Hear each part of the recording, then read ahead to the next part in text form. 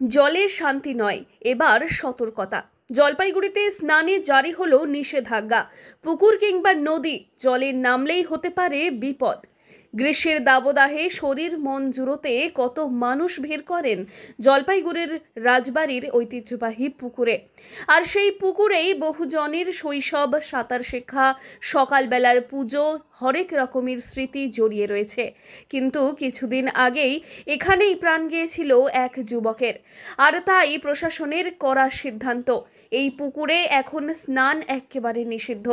চারপাশে লাগানো হয়েছে সতর্কীকরণ ব্যানার, ঝুঁকিপূর্ণ পুকুর, স্নান নিষিদ্ধ। তবুও স্মৃতির ডাকে কেউ কেউ আসছেন, পুকুরের ঘাটে বসে থাকছেন চুপচাপ। রাজবাড়ি পুকুরে আপনারা দেখলেন যে একটি ছেলে, একটা তরুণ তরতাজা যুবক জলের তলায় তলিয়ে গেল এবং তারপরে মানে অনেক দীর্ঘ প্রায় 16-17 ঘন্টা সার্চের পরে তাকে খোঁজার পর তাকে পাওয়া গেল এবং এটা মানে বেশ কষ্টকর। এবং রাজবাড়ি পুকুর পৌরসভার নয়, ওটা SGD, Siliguri Jalpaiguri development authority. আমার মনে হয় ডেভেলপমেন্ট অথরিটি এই কারণেই বন্ধ করেছে ওটা।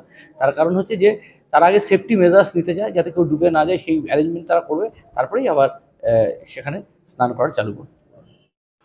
অন্যদিকে ডুয়ার্সের প্রাণ মূর্তি নদী, প্রকৃতির টানে যারা যান তাদের কাছে এই নদী স্বর্গতুল্য। কিন্তু বর্ষাকালের বাড়তি জল আর তীব্র স্রোত বদলে দেয় ছবিটা। প্রত্যেক বছর কোনো না কোনো অঘটন ঘটে থাকে এই নদীর আশেপাশে।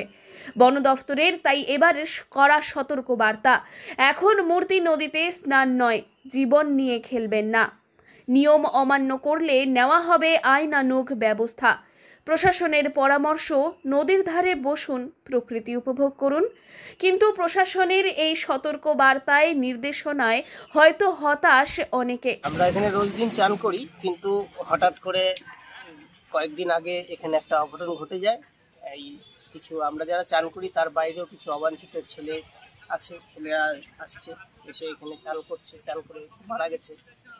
তার জন্যই প্রশাসন এই ব্যানার লাগিয়েছে, এখানে ঝুঁকিপূর্ণ জায়গা। বড় পুকুর তো জলপাইগুড়ি শহরে আর নেই, সেই কারণেই এটা একটা ঝুঁকিপূর্ণ জায়গা বটেই।